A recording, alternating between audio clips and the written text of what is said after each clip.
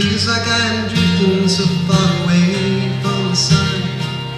Still I know this battle, it can be won, yes, won. And I say, hey, life will find its way. Even though I walk in darkness every single day, hey, life will find its way. Even though it seems like it's a million miles away, hey, life will find its way. All you need to do is take a little time and pray, hey, life will find its way. Then all we have to do is wait until that day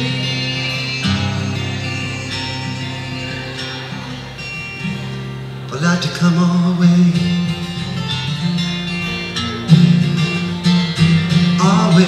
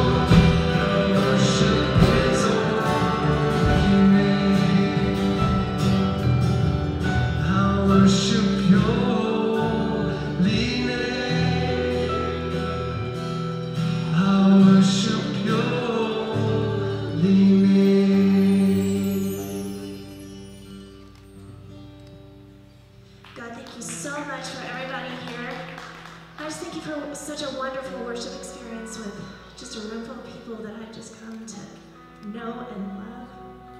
And God, as we sing the rest of our songs today, and as Ted brings his message, just open our hearts to whatever you have in store for us. We thank you for all of the blessings that you've given to us. And we know that you are going to give us so much more. Thank you. Let's all stand.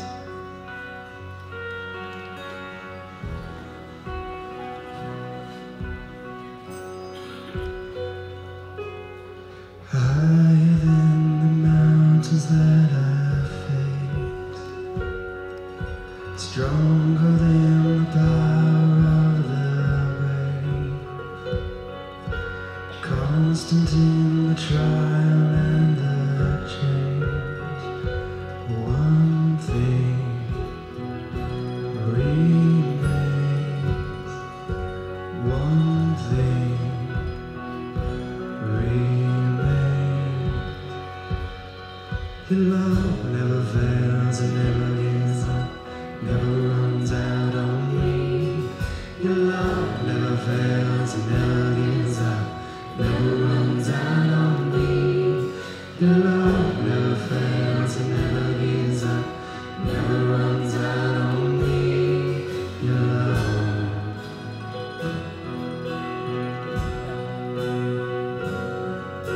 On and on and on and on it goes, and it overwhelms and satisfies my soul. And I'll never ever have to be afraid of one thing remains, one thing remains. Your love never fails and never gives up, never runs out on me.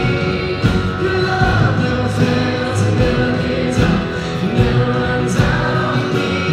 Your love never fails and never gives up, never runs out on me. Your love.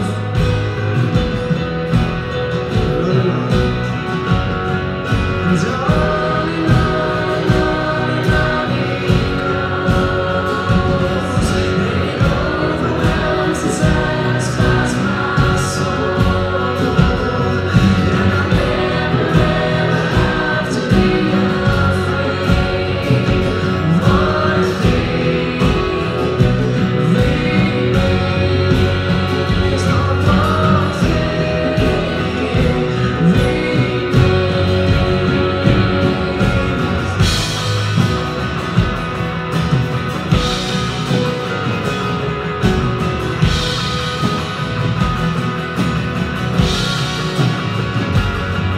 In death, in life, I'm confident, covered by power and your great love. My debt is paid.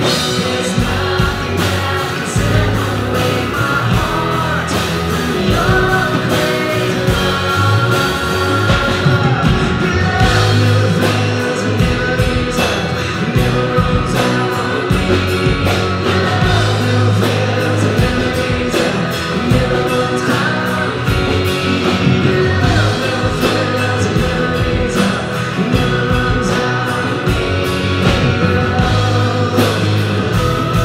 In death and life, yes, in death, in life, I'm confident, covered by the power of your great love.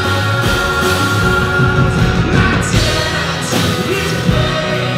There's nothing that can separate my heart from your great love. Your love never fails and never gives up, and never runs out on me. Your love never fails and never gives up, and never runs out on me. Your love never fails and never gives up, and never runs out on me.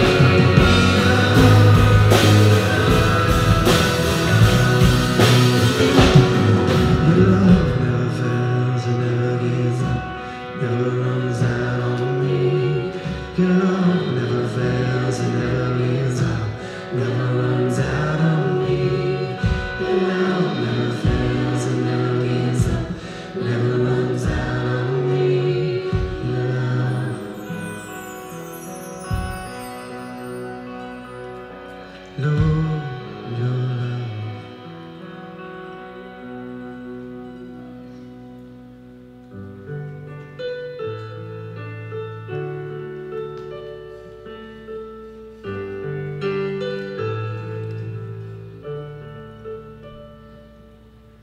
Oh, this pain, I wonder if I'll ever find my way.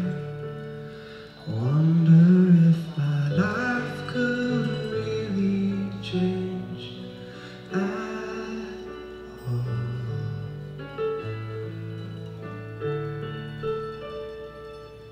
No, this earth could all that is lost ever be found? Could a garden come up from this ground at all?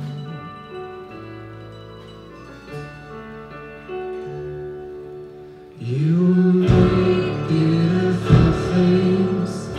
You make beautiful things out of the dust. You make beautiful things. You make beautiful things out of us.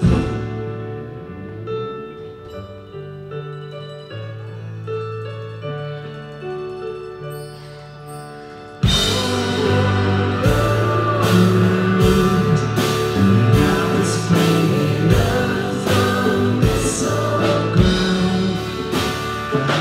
Chaos lost is being found in you.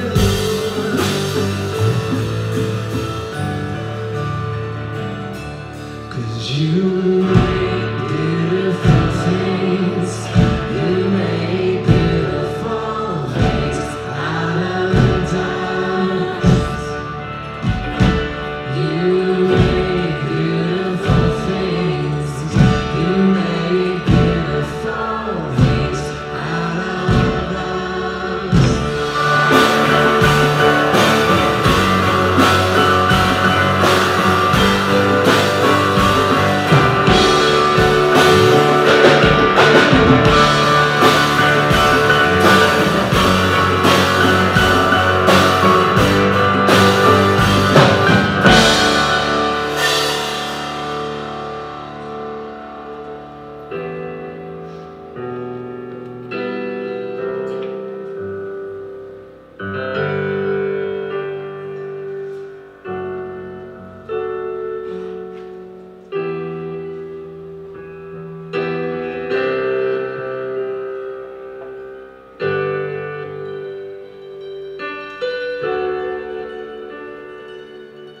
Let this be a sacrifice. Let me dedicate my life to worship you.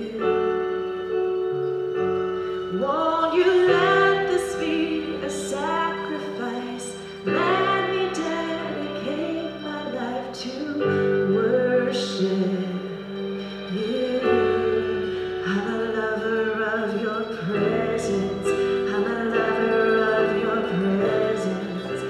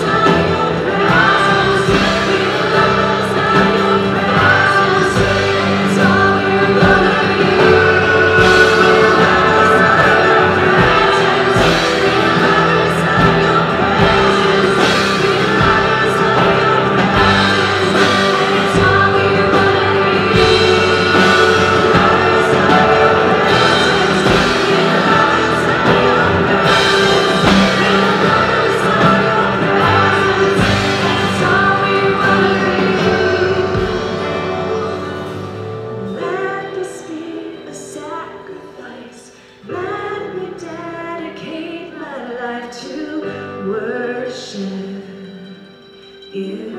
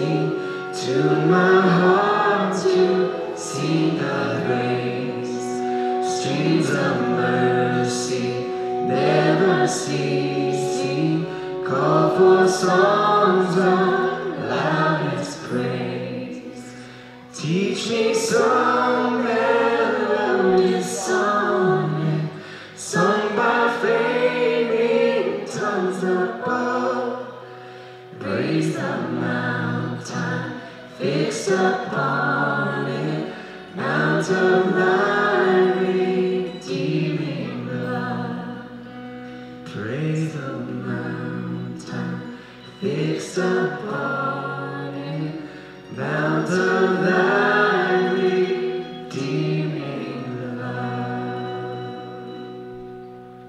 Thank you so very much.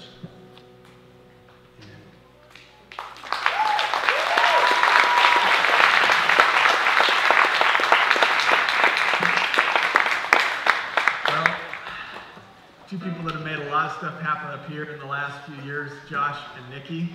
Give them a great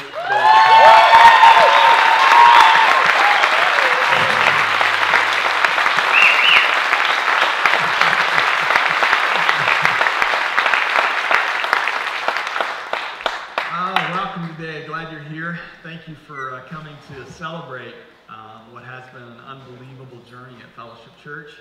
I'm so grateful to see many familiar faces and a few new faces. And for some of you, if this is your first Sunday, guess what? It's also your last Sunday. So thanks for coming. Oh, man. I wanted to take a couple minutes today and sort of kind of bring things full circle for us. When so interesting the way God works his plan out in our lives. I was sitting in a friend's church in Phoenix, Arizona, about 15 years ago, and I was speaking on behalf of a mission organization that I was working with at the time, and that weekend that I was here, Anthem was just being built. The community center wasn't open yet, and nobody had really much moved in, and my friend had asked me to consider moving out here to start this church. And it was really interesting because we were just in a transitional moment of our family's journey, and I knew that God was doing something different. And I was trying to understand, what is it God you want me to do? And it was in the middle of that worship service when a particular song came on about helping people worship God and connect to God. In that moment, I knew that this is what I was supposed to do. And so I went home and I said, hey, Peg, guess what? We're moving to Phoenix. And it's really nice and pleasant all year long out there. And thus began our journey here to Phoenix. And it's been an exciting one, and it's been a rewarding one. And I'm very thankful to have shared it with so many of you. And when I began to plan the trip to Phoenix, and by trip I mean the planting of Fellowship Church and all that was going to go with it, I reached out to someone that I knew really well and had known a long, long time, and I said, this is what God wants me to do, and I wish you would pray about it, because I think he wants you to do it too. And that man was Brad Tarrant. And I said, well, come and join me in this journey of starting a church in the middle of the desert. And he did. Brad served our church here for a number of years until God sort of said to him, you need to step back and take a different path. And he did, and it was at some of the most difficult times in my personal life because I was so dependent upon him. I often call Brad my other wife. It's a compliment, really. I'll let you fill in the gaps however you want to. But he served as the sort of the right hand for me and for our church for many, many years, and he has served us well. And it's just been rewarding for me to get to see God continue to use him and bring him back full circle. And so here he is. And I asked him to share a couple things today with us about the journey because I think his perspective is very unique. Thanks, Ted. And thanks for recording this. Because Jen is not here, she's going to ask me the details. I'm going to give her the guy version. She wants the girl version. It's going to be excruciating for everybody. So thank you. You're welcome. Thanks for taking care of that. I'm going to walk you back a number of years. Some conversations that Ted and I had, I just want to reflect on today. When I was young in ministry as a student pastor, Ted and I were at a student camp together. And after one of the sessions, we were hanging out and just sitting there talking about life and so forth. And I said, you know, Ted, I feel like God has called me to something that's really, really big. And I remember at that point in time, he said, you know what? Me too. Fast forward a few years, I'm in a different ministry location, and working with students there as well. And Ted was in Dallas, and he drove up one day from Dallas, and we just kind of hung out. It's kind of a cloudy, dreary day, but we just had some great conversation. I remember going through like the DQ or something. We're getting a chili dog or something, and we were talking about starting a church. And this was right after like Purpose Driven Church book came out. We were talking about that book, and Ted, I just said, well, if you ever start a church, then let me know. Then fast forward a number of years beyond that, and Ted calls me and says, hey, I'm starting a church. Would you like to come out and help us out? And Jen hung up the phone on you. Right. Of course. She didn't want any part of that. Moving our family across the country, that was awesome. Love that. But those are great days. We drove out, having not ever seen Anthem. We bought a house over the internet and just came out. Seriously. Because we knew that this is where we're supposed to be, and this is what God wanted us to do. And so we came, and it's been some of the richest moments of our life.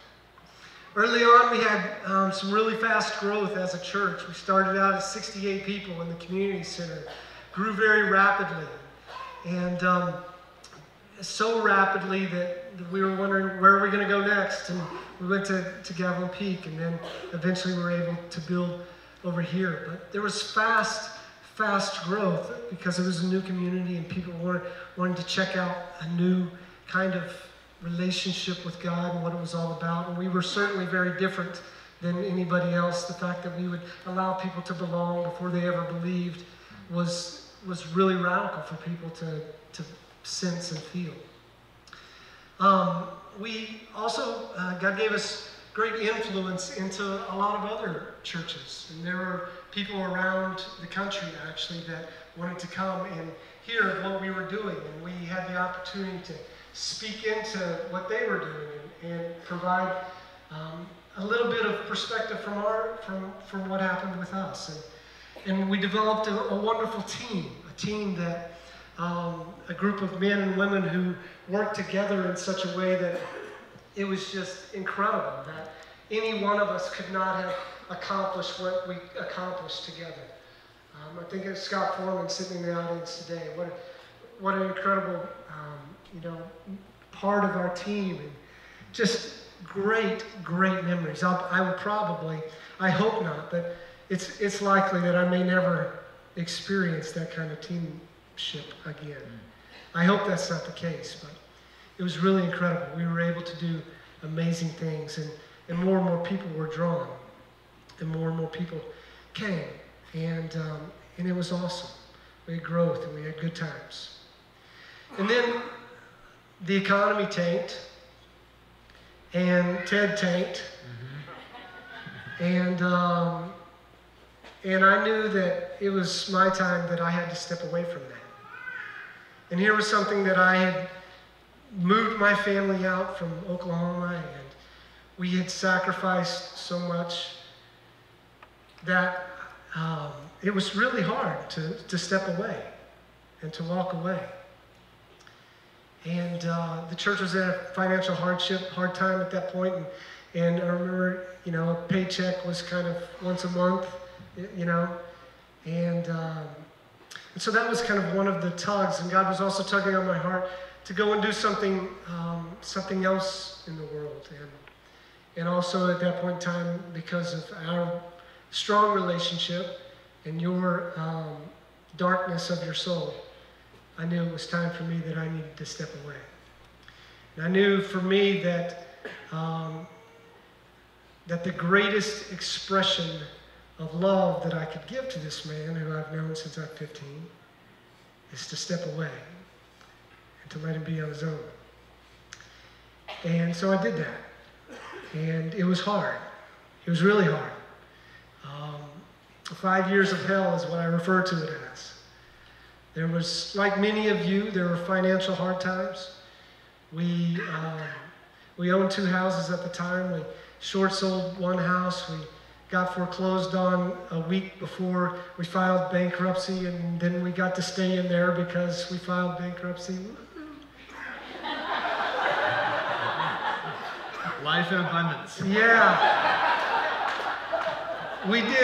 We clawed and scratched and did everything that we could to survive. I, on 2 different occasions, invited another family to come and live with us and rented out part of our home, and those were rich, rich memories. I would do it again in a heartbeat. We did everything that we possibly could to avoid the financial going under. In the midst of that, we had hired a lawyer. The lawyer was then later disbarred because of the advice that he was giving to people. And so we moved from chapter 13, bankruptcy, over to chapter 7, and that was a lot of fun. And I know that story is not unique to Anthem, but that's part of my story. So there was a lot of financial hardship. There was also a lot of physical hardship for me. I had stepping into something new I had never done before in my life, and I had a lot of stress, and I carried this headache with me that never went away for 18 months.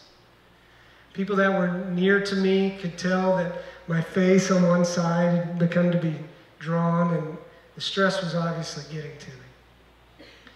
After having gone to a doctor and him suggesting that I get some nose surgery to correct a deviated septum, I went through the surgery and came out on the other side and got asthma. Awesome. And I lost my sense of smell at the same time. And so there was physical pain as well. But more than anything, there was a pain on the inside for me wondering, who am I? Because all that I'd ever done all my life is be a pastor in some way or work in ministry. And so there was this brokenness that came over me because I had lost my identity. And that was purposeful on God's part, that I would go through all of this pain, because on the other side of that was another conversation that was to be had with Ted. My life had begun to turn around, and we met one day at Ochos and enjoyed a nice drink together, and we were just talking about how much of a ripoff life can be sometimes. I had done everything that I knew to do and to follow after God. So why was all this happening to me? Why, if I followed his call to bring my family out and to give my life, why did I have to say, you know what, I'm going to step away for the love of Ted and for the love of this church who can't afford to pay me? Why, after I've done all of these things, does life have to be so hard? It's a ripoff.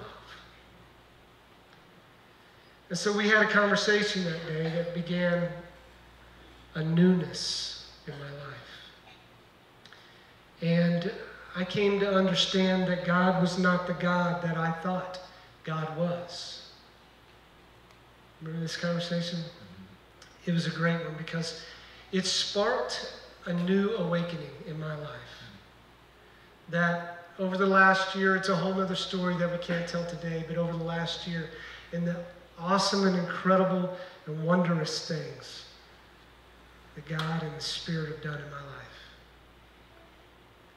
All because I was willing to walk through that pain, kicking and screaming and whatever, but we walked through it. And I came to understand that I had an even larger identity than that small pastor identity that I had held on to for so long. That I, like you, am a co-creator with God. And there are many wondrous things that God wants to do in this world through you and I. Life is a series of beginnings and ends. Today is one of those endings. Just like the great... For it.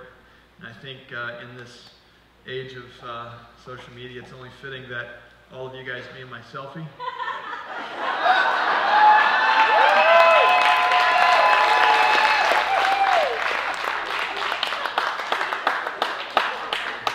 couple of you work undercover. We'll fuzz your faces out. It's okay. I got it. Oh, man. Wow. How do we wrap it up? I made a couple phone calls this week. One to Jay Leno. And we're supposed to meet for coffee tomorrow morning. We're both looking for work, and he's going to recommend me for some show. I started packing my bags last Sunday. I got this new bag for my birthday, and it replaced my backpack that I'd had for about 45 years of my life and at least 1 million miles around this globe. And so got this new one for my family. And with my old bag that I left behind, there's some things that I'm not going to be carrying into the new journey, but over the course of this week, I found some things that I am. I found a couple of things that I hadn't realized that I'm going to need for the new journey, but now I know that I am. One of them is this hedgehog, and all of these pieces for the journey they're about navigating the next steps. And some of you remember a book by Jim Collins, Good to Great. And Jim talked about the hedgehog concept. And when we were building fellowship, one of our team members found this. And this little hedgehog sat in my office for years as a reminder to stay on track, know what you're designed to do, and do it. Do it with all your might, all your passion, all your heart, and do it. And so I'm gonna keep this guy around because the mission that has been our mission for the last 13 years of helping connect people to God is still the same mission. I'm just going to do that in a different venue, in a new way, and with fresh ideas and fresh concepts, but that's still the hedgehog. So he's going to go with me. A couple other things that are going to make the trip. These. I've been doing a little bit of crying this week. I don't know if you have or not. I know a couple of you have. But, you know, it's okay. It's part of the journey too, isn't it? Gum to get rid of my pastor's breath after every service. I got to take that because I plan on sometime doing some more speaking. I got this from a friend a while back. It's called an astrolabe. This is a miniature version, and this is what sailors used prior to sextants. And sextants were, the ability to navigate by the stars, and an astrolabe is what they used even prior to that. Had a couple different wheels on it, and this is a mini version of that. And my friend gave it to me one year, and he said, your future is going to ultimately be rooted in the past and in some navigational tools that you gained over the course of your life, and the uncertainty of a tomorrow that you can't see yet. And so he gave this, and it hangs in my office. It has been for about 7 or 8 years now. And I told him today that I was going to wear it. But I'm afraid if I do, I look like I'm from Sedona. So, I'm not going to wear it, but it represents a part of my past and your past and our future. And for some of us, our futures are going to keep crossing paths, and for others of us, it's going to be new journeys. One of the other pieces of navigation that I'm moving forward with is hanging right over here under this change sign. And this is only part of a map that I put together with a friend of mine. About 2 years before I started fellowship and before we moved out here, I had a friend of mine that started a church in Las Vegas. And I helped him start it, helped him raise some money, and went out there and spoke a couple different times. And I shared his journey. And so when I moved to Phoenix, I said, hey, I'm moving to Phoenix. I need some help. I don't know how to start a church. I've never done that before. Can you sort of give me some clues? And so he said, sure, let's get together for a couple days and let's just brainstorm and we'll map it all out and put it all together. So my friend and I, we met in the thriving metropolis of Kingman, Arizona. And it was halfway between Vegas and Phoenix. At that time, I didn't know that Christians could go to Vegas, so I was still like operating out of the old model. So we met in Kingman, and It was awesome. We wanted a big room, big hotel room, and so we found a big hotel room. It was like in this Best Western, and it was like this newly remodeled honeymoon suite. Had one bed, one king-size bed, so me and my buddy slept in the same bed, and that's all I'm going to say about that. But anyway, we found these sticky notes at the local office supply place, and we hung them up all over this hotel room. And this is two pieces of it here. And you probably can't see it from where you're sitting back there, but it's this roadmap of children's ministry team needs to be formed, and then prayer team, and then follow up to the initial call, and then small groups meet, and then there's direct mail piece, and then the preview services plan, and then a potential core meeting, and then the launch team gets defined, roles and goals and controls, and then small group, and we had this whole thing mapped out. And when I arrived up there in the hotel room, I was like, dude, this was like June or July. And I said, hey, we're going to launch in September, like 2 months away. He started laughing. He's like, dude, you're never going to make it. I'm like, we're going to make it. I promise you we are. By the time we mapped it all out, I realized we're never going to make it. So launch date out here was January the 1st. And it ended up being January the 6th or so, 13 years ago. But this was part of the navigation map. Up here at the top, in quotes, all in 3 months or we die. So there's all kinds of tools that we use to kind of help us navigate. And I'm thankful for those and what they mean to me. And I'm thankful for many of you who have been a part of helping me navigate the journey of life in good times and hard times.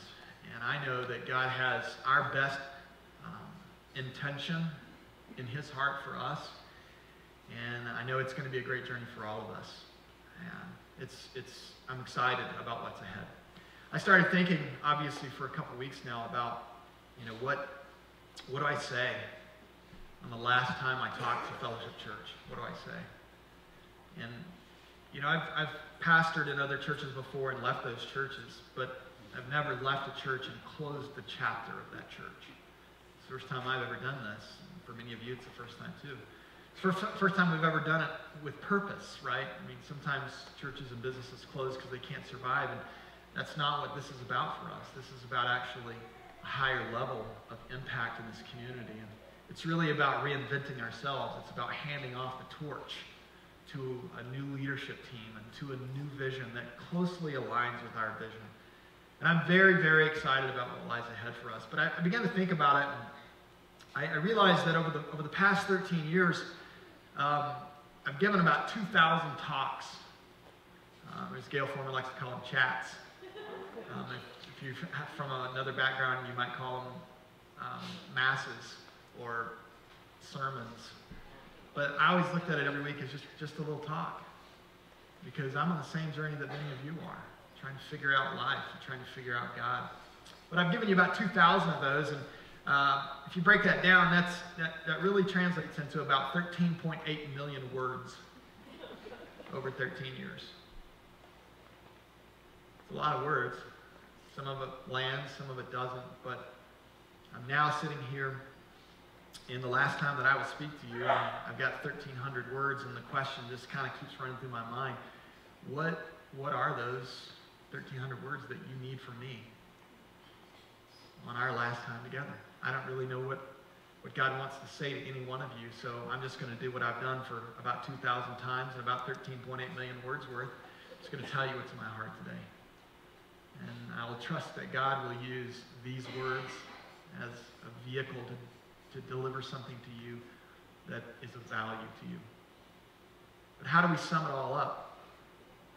How do we let these icons of our journey continue to guide us? I have another icon that a friend gave me.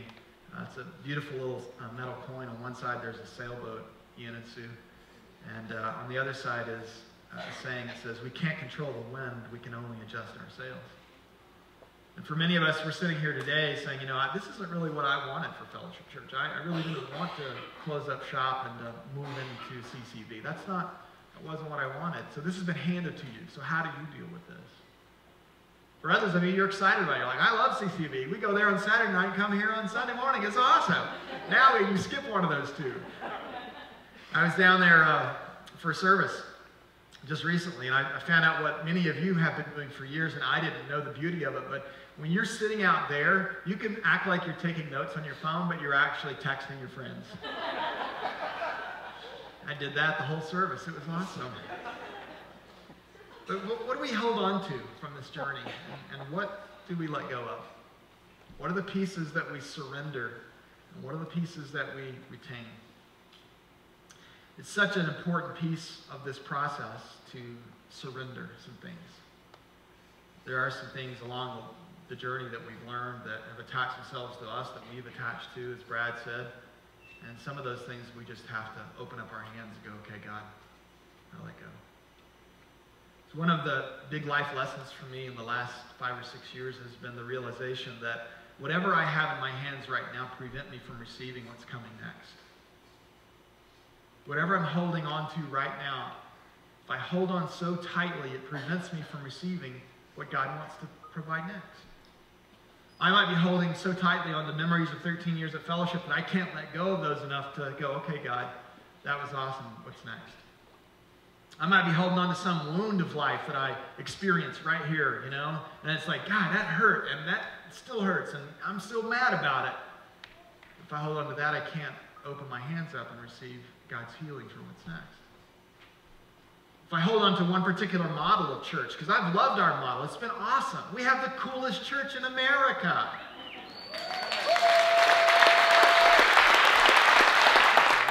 Our hands aren't open to receive what God wants to do next, which might be the coolerest church in America. So we have to walk through this moment surrendered. I've had a couple words in my mind for the last couple weeks as I've thought about this time, closing this chapter of fellowship. And those two words are really clear to me in terms of my role, my involvement, and my leadership of this chapter of fellowship. As Brad said, we moved here with one simple mission: to help people connect to God that had been previously pushed away from God, pushed away from church, disenfranchised, disillusioned, disappointed with church and with God. And the two words that God keeps pushing into my heart are mission accomplished.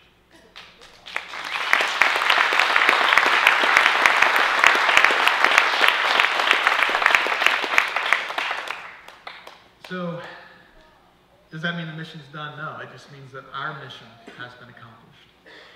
And it's time to join forces with a larger body of people to carry out that mission. Now, some of you will find your way into the new model at CCV, and others of you will look at it and go, that's just not for me.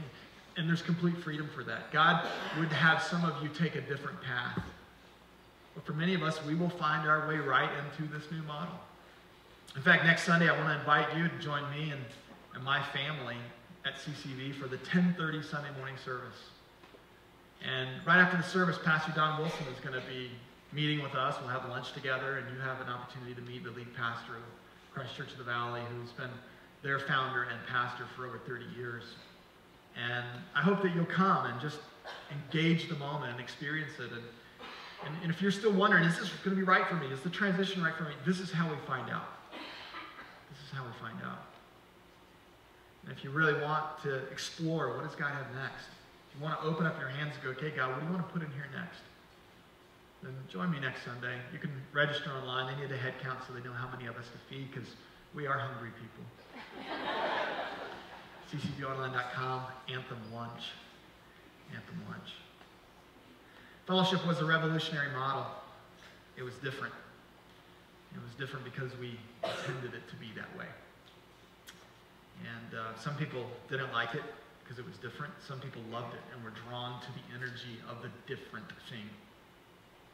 And I'm so thankful for, over these 13 years, hundreds and hundreds and even thousands and thousands of people that passed through our lives. Some have stayed for long periods of time, some have stayed for a moment, but it's all been purposeful. It's all been as God wanted it to be. I'm thankful for some of the people that have partnered with us in the process. In the early days, John Sefton, many of you might remember John. He was the community director here. He's the guy that helped us grow and expand in the community center. When we were buying this piece of property, we negotiated for exclusive rights to use the community center because at that time, Anthem wouldn't let a church meet anywhere unless they owned property. So we said, all right, we're buying property. Guess what? We want the community center. And so we had exclusive rights to use it. And John moved in and helped us be able to grow and expand. We started in those 3 little rooms on the side, and then all of a sudden that was too small. We had to have more room. And John cooperated with us. And I remember... Oh, God. I remember the Sunday. John wasn't going to church, didn't really like church, didn't really like God, but he liked sort of a revolutionary pastor, and we got along great. And one Sunday, John showed up at church. And it just happened to be the Sunday that I was announcing to the church that we were leaving the community center to move to the school. And I hadn't told John yet.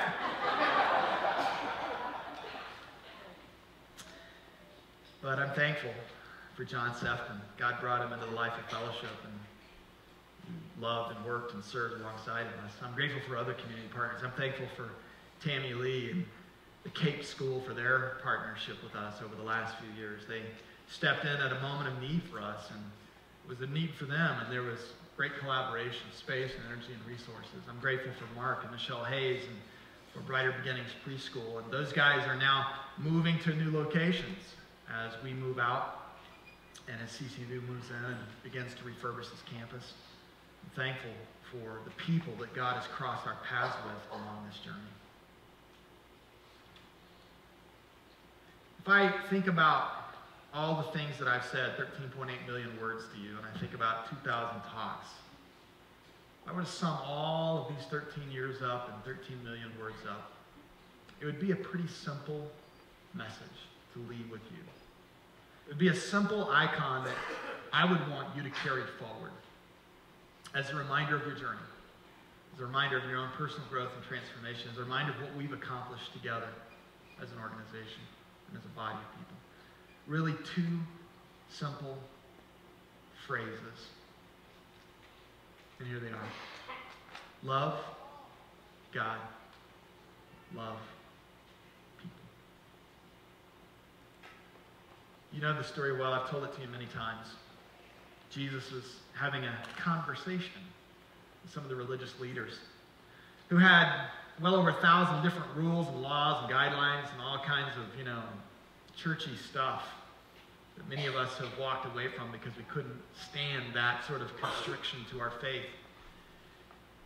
And so they're challenging Jesus. They're sort of poking at him, saying, hey, Jesus, you're the new rabbi on the block. You got the new theology. You're revolutionary. What are you really about? If you took all the laws that we have from God, about 1,700 of them, boiled them down to the most important one, what would it be? And Jesus, in Mark's gospel, is recorded as saying to them, here it is. Love the Lord your God with all your heart, with all your soul, with all your mind, and with all your strength. And the second one is like it. Love others in the same way that you love yourself. There is no commandment more important than these. So those would be my 2 parting words to you. Love God and love people. That's our mission. It's what we've been about for 13 years. And that's what we'll continue to do wherever God leads us, individually or corporately. We will love God and we will love people. Let me take just a couple minutes and break this apart for us because I think it's significant. One of the primary missions of Fellowship Church for 13 years has been to reframe God in such a way that we could come to love a God that we didn't think we could previously love. Because many of us got pushed away from church and pushed away from God because there was some pain associated with it. Our parents made us go. They pulled on our ear and made us go. They pinched us in the pew. I mean, there was some sort of painful experience connected to God and church for you. And so it became clouded. And we began to see God as the God who was angry with us, who was mad, who did not want us to survive, who did not want us to succeed. And all of a sudden, we had the privilege as a church to reframe God for people. And there was a couple of key pieces to reframing God for people. One was simply to say, God is for us. God's for us. He's not against us. He's for us. God is for you. He wants you to succeed. He wants you to win. He wants you to prosper. He wants your life to expand.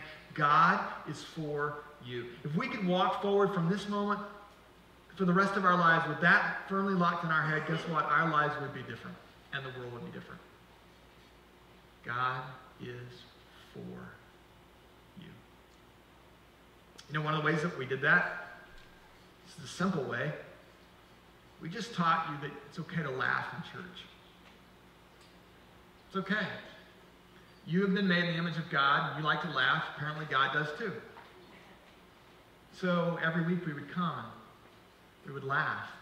And it began to reframe our perspective. I had someone tell me just last Sunday, just last week, I never knew you could laugh in church. This has been so refreshing. Thank you. You're welcome. You know why you can laugh in church? Because God's for you. God is for you.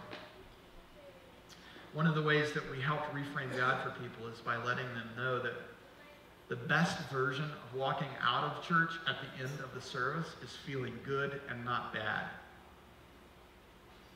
I can't tell you how many people over 13 years have said to me, I've never been to a church before. When I left, I didn't feel guiltier than when I walked in, except here. What's up with that? Like, I don't know. It's just the way we work here, because that's the way we think God works. So we tried to demonstrate that God is for you. And here's the second piece. We tried to demonstrate that God is with us. He's with us. He's not out there. He's not up there. He's in here. He's with us. His presence is with us. He shows up in our lives all the time. One of the things that we've tried to learn how to do is to see him at work, wherever he's working. Those coincidences, those God incidences of our lives where you just scratch your head and go, how'd that happen? I don't know. Must have been God. No other explanation. If we walk forward from these 13 years and we know that God is for us and that God is with us, from my perspective, that will be a major win, mission accomplished. God is always looking to connect with you. He's for you, and he's inside of you. That's why he'll use anything. He'll use his creation. He'll use a song. You know when you hear that song, and all of a sudden something inside of you kind of churns, and you're like, what is that about? It's about God. And so you know what God wants you to do when you have one of those moments where the lights just go, right? And you're like, wow, that must have been God. Yeah, that was God. You know what he wants you to do? Just one thing. God, that was cool. Just acknowledge it. Just acknowledge his presence in our lives, being with us and being for us. There's two things I want you to remember. We sang about them earlier today. First of all, don't give up on God. He, or depending on your perspective, he or she never gives up on you. They just keep getting bigger. I know that jacks with some of our theology to think of God as the woman, but listen. Look at the beautiful women next to you. Where do you think that idea came from?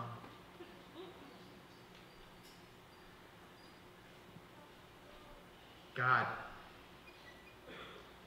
is worth never, ever, ever giving up on this to them. God is for you. Just look at him right now and say that. God is for you. And now respond back and say, I know, and he's with you.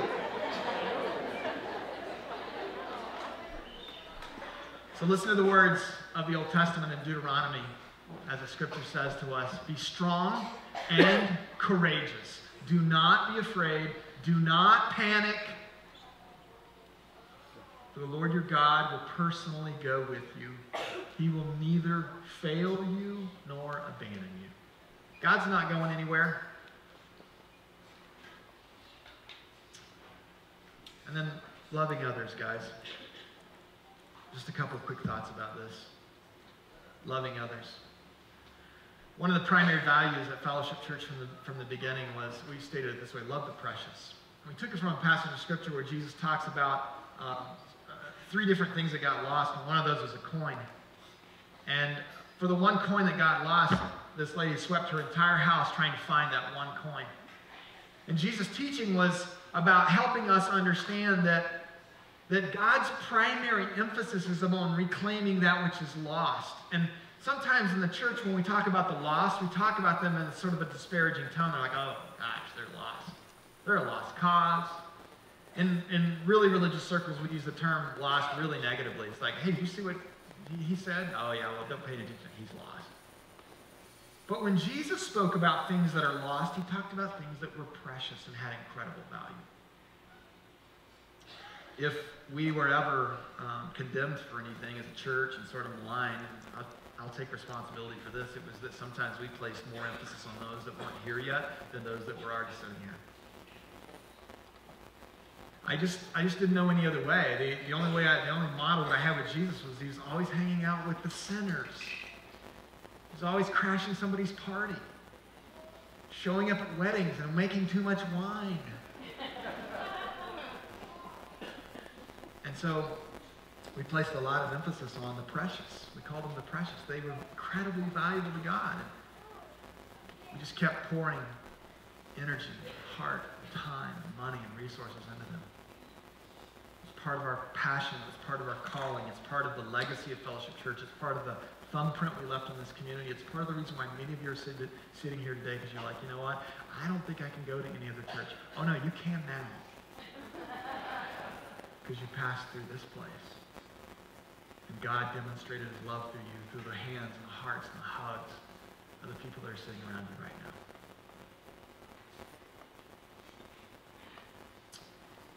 We believed that God had sent us to this community to make the community better. We believed it. We took a little different approach because a lot of times the church will move into a community and say, hey, you guys come and join us because we got it going on. Want to get to heaven? Come in here. Here's the door. And we're like, we believe that God sent us to this community to live in it, to serve in it, to love in it, to help in it. Because the way you make the community better is by making the people in the community better. And that was our mission. Just make people's lives better. So we taught you how to be kind to your neighbor, how to love your neighbor, how to go across the street and have a conversation with your neighbor, how to invite your neighbor to church or to an event. We taught you how to love your spouse. Some of you are still working on that project. We taught you how to love your kids. Everything was about making you better people, because that's Jesus' mission for us. He just wants us to be better. He gave his life so that we could be better. So I believe that walking away from this moment 13 years later, I believe we have left humanity in this community and surrounding communities better than we found it. And I'm thankful for the privilege to get to do that. So a couple thoughts about people and loving others. Here's the first one. Some people are hard to love. You found that out? We found that out too. Some people just really don't want to be loved. It's like hugging a cactus, right? They're all prickly. Some people are like a grump stump. Right? I mean, they sit their whole life just sort of pounding their way through life. And those are the people that I love to go after. It's like a challenge for me. It's like, I'm going to get a hug out of you. Some people are hard to love. And here's the second thing about that. The hardest to love are those that need it the most.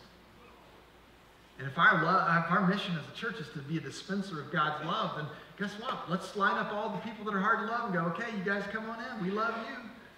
And they're like, let's see if you love me.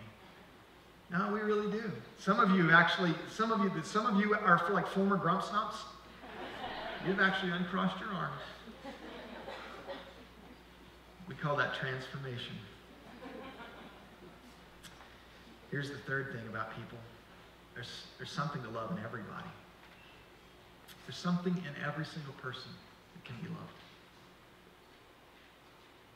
Sometimes you got to look hard to find it. You got to peel back the layers, but it's there. And we've worked hard, and we've looked hard, and we've loved a lot of people, inside these walls and outside these walls. We believe in the power of love. Here's another thing that's important about people. When I give love, it doesn't take anything away from me. I find myself sometimes go, ooh, there's a prickly one. Gosh, I don't know. Ooh, they jabbed me. Somehow they learned how to actually throw their needles at me. It doesn't cost me anything to love them. Nothing goes out of me that doesn't come back to me. So if I love, God brings it right back. Here's the last thing, guys. I believe this with all my heart. I believe we've proved it time and time and time again. Love wins every single time. It's the motto of my friend Scott Foreman. Still says it all the time. Love wins. I believe it. Some days when I've doubted it, it's like, God, seriously? Doesn't seem like it's winning. No, it is. Just keep loving. Keep giving. Keep serving. So my friends, this is our mission. Love God and love people. Keep loving God. Keep loving people. God's for you. He's with you. People all around you need love, and you are the dispenser of it.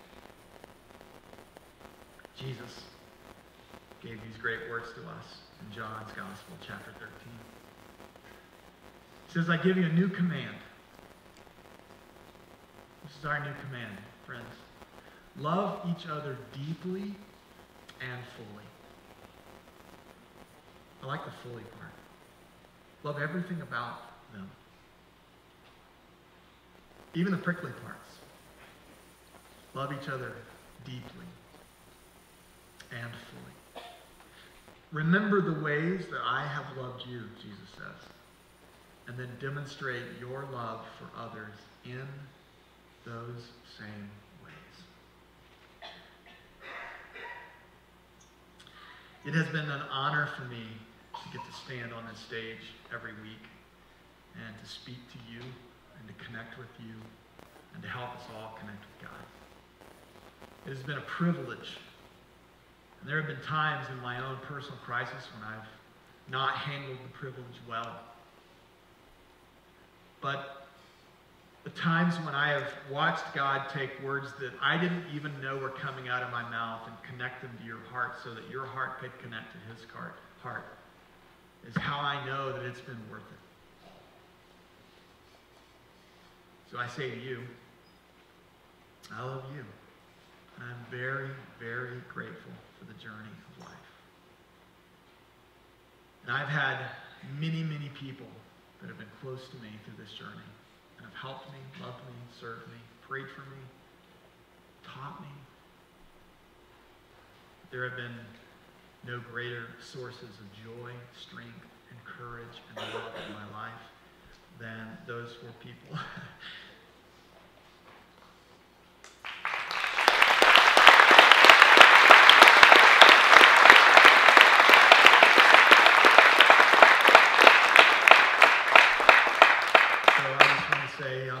Thank you to my family, my son Brock, my daughter Beth, my wife Peg, and my other daughter Abby. Thank you guys for the journey. I love you.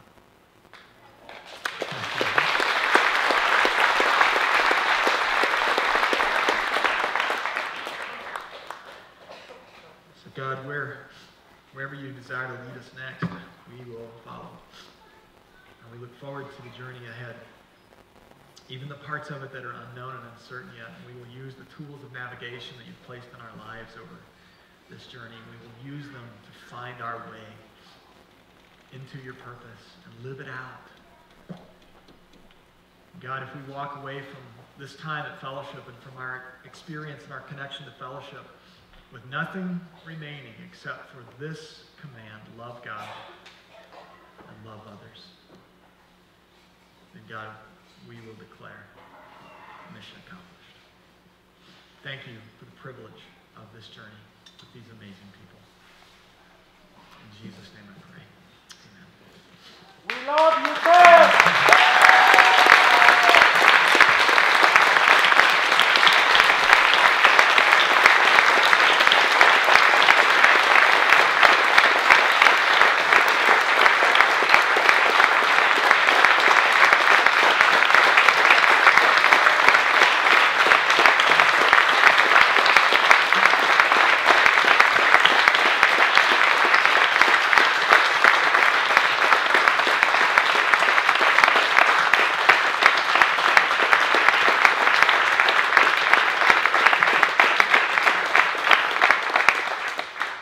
You may be seated.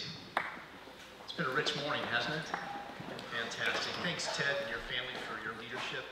We love you. We're going to continue celebrating that. If we don't get it done in those 10 minutes at 1:30, you're invited to come back. If you're going to be available to do this, tell Lana or Margaret in the foyer in the connection zone that at 1:30 we put tablecloths on and decorate it and make it all nice and whatever that looks like. Hey, as we close down, there's some things that need taken care of. And one of those things is we want to give stuff away. And there are things here that it's time for them to be given away. And some of those we gave away last week, and that's Christmas decorations and trees. There's still one tree left and some poinsettias. I know it's tough to think of Christmas since we just passed it, that, hey, it's going to come again. It happens. It just happens. So we'll be here again next year. And also, there's some green plants at different places. Grab one, take it home, and that'll be your forever memory, possibly, of Fellowship Church. Along that line, next week, as Ted has already mentioned, there is going to be a time when we, as Fellowship people, have a chance to meet with the leadership of CCD. So as you leave today, you'll receive a card that is a reminder of that. It also tells you how to register your attendance so they can count on you for food. And so you'll want to grab one of those from the guys going out. And also, as you go out, we want to go out strong. That's what we've been saying for the last month as we sew this thing up. Hey, let's go out strong. Let's go out and celebrate what's happened. Along those lines, there are expenses in closing down. And if we can invite you to please give generously today as you leave, and let that just be one more stamp of, man, we're going out strong. This has been great. We've made some commitments to Brighter Beginnings and to the Cape. We want them to succeed like nobody's business. They've been such good partners, and we in turn felt that one of the ways we could help them is by giving to them, and you could help us fulfill that commitment to them by giving generously today. We also have other expenses like closing down the internet is going to cost us X amount of dollars because we have a contract. And little things like that, you can help us with that donation. Lastly, if you did not get an email from Ted this last week, that means we don't have your email address. And here's why that might be important, even though this is our last service as a group. We want you, if you desire, to get connected with CCD. So we're going to be sending out an email tomorrow with a link that you can tag onto to give your contact information to CCD. We don't feel it's correct for us to give our database to them, just carte blanche, because we don't have everybody's individual permission. So if we don't have your email address, and we know we don't because you didn't get something this week, if you didn't get an email this week, we need you to give us your email. Just write it on a piece of paper legibly and put it in the offering bag or hand it to me, and we'll make sure that this week you get put on the list and you get connected in that way. That makes sense? Yeah? Okay. I think I'm done. Are you guys going to play, or are you just up here looking good? Thank you, Doug, for everything you've done for us All right, today. you're dismissed.